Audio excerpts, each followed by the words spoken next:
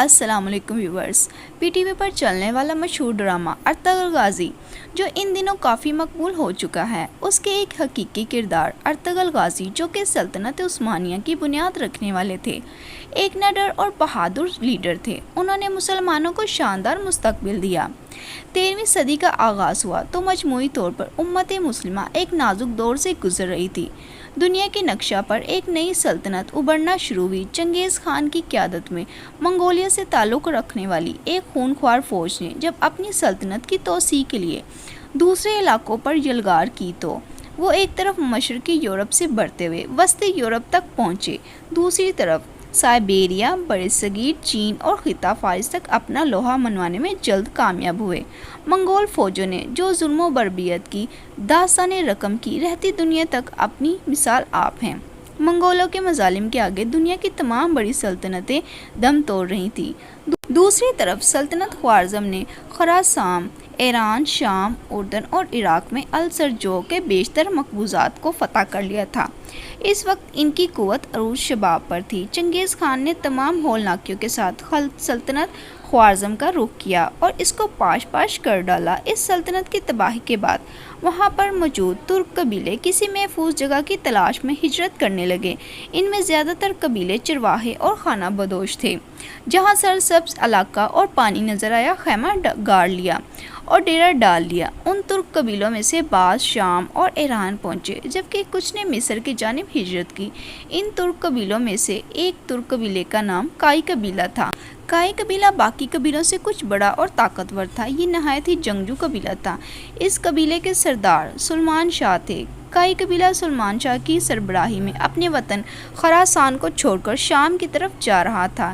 اسی اثنا میں دریائے فرات کا عبور کرتے ہوئے سردار سلمان شاہ رک گئے اور جانبر نہ ہو سکے۔ سلمان شاہ کی وفات کے بعد کائی قبیلہ منتشر ہو گیا۔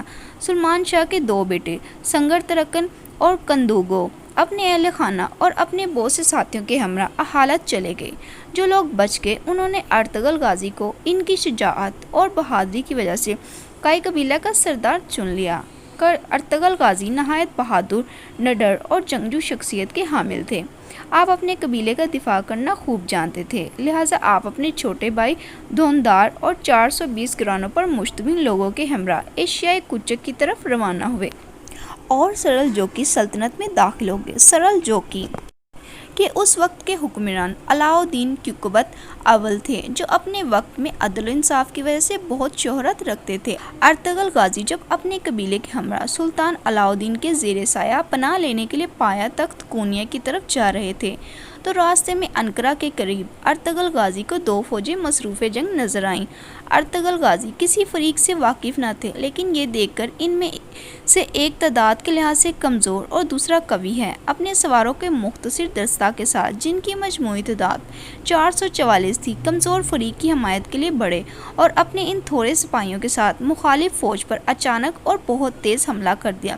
مخالف فوج ڈر گئی اور سمجھی کہ ان کو کہیں سے مدد مل گئی ہے اور یہ فوج جیتتے جیتے ہار مان گئی۔ بعد میں معلوم ہوا ارطغرل غازی نے جس فوج کا ساتھ دیا وہ سرجول کی سلطنت علاء الدین کی فوج تھی۔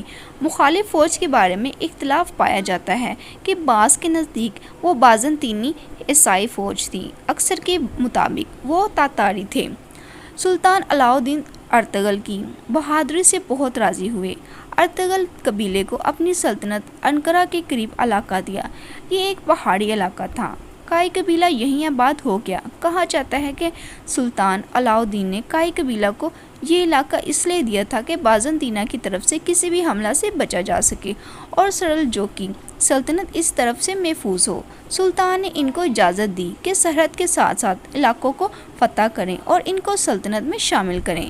یہ علاقہ بازنطینی عیسائی سلطنت کے بالکل ساتھ جڑا ہوا تھا۔ ارطغرل غازی نے کچھ ہی عرصہ میں اپنی شجاعت اور بہادری کا سکہ بٹھا دیا۔ کچھ عرصہ بعد ارطغرل غازی کو سلطان کی طرف سے سوغوت شہر بھی دے دیا گیا۔ ان فتوحات کا نتیجہ یہ ہوا کہ باقی بہت سے ترک قبائل بھی ارطغرل غازی کے ساتھ مل گئے اور انہیں اپنا سردار تسلیم کر لیا۔ اس طرح ارطغرل غازی کی قوت روز بروز بڑھتی گئی اور ان کا اقتدار گرد و پیش کے علاقوں میں قائم ہونے لگا۔ سلطان علاء الدین کے لیے ایک جاگیردار کا اس طرح قوت و اقتدار حاصل کر لینا تشویش کا باعث ہوتا، مگر ایشیائے کوچک میں سر جول کی اندرونی اختلال اور عمرہ کی بدولت اپنے زوال کی آخری منزل پر تھی۔ اگر کونیا میں سلاج کاروں کی قدیم شان و شوکت اب بھی نمایاں تھی، تاہم حکومت کا دائرہ بہت محدود رہ گیا تھا۔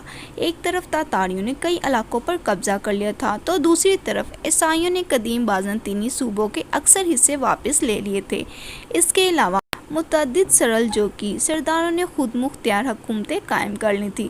سرحدی علاقوں میں جنگ کا سلسلہ جاری رہتا تھا اور تاتاری حملوں کا خطرہ دور نہیں ہوتا تھا۔ ایسی حالت میں ارطغرل جیسے دلیر سردار اور نائب کی فتوحات سے علاء الدین کو بجائے تشویش کے اطمینان نصیب ہوا۔ اس نے ارطغرل غازی کو مزید انعامات سے نوازا۔ جب ینی شہر اور بروسا کے درمیان جنگ میں سلطان علاء الدین کے نائب کی حیثیت سے تاتاریوں اور بازنطینیوں کی ایک مستحکم فوج کو شکست دی تو سلطان نے انعام کے طور پر یہ علاقہ ارطغرل غازی کو دے دیا اور پوری جاگیر کا نام سلطانونی رکھا اور ارطغرل غازی کو اپنا سپہ سالار مقرر کیا۔ اس وسیع علاقہ میں باکثرت چراگاہوں اور زرخیز زمینوں کے علاوہ متعدد قلعے بھی تھے، لیکن سلطانونی کے اکثر حصوں پر خود سر امیروں کا قبضہ تھا اور وہ اپنا تسلط قائم کرنے کے لیے ارطغرل غازی اور ان کے بعد ان کے بیٹے عثمان غازی کو ان سے مدتوں جنگ کرنی پڑی۔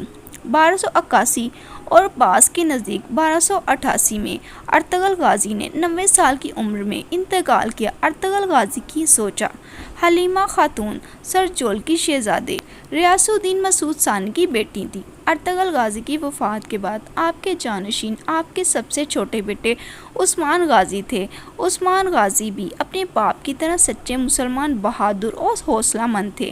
انہوں نے بھی فتوحات کا سلسلہ جاری رکھا اور 1299 میں سر جول کی سلطنت بالکل ختم ہو گئی۔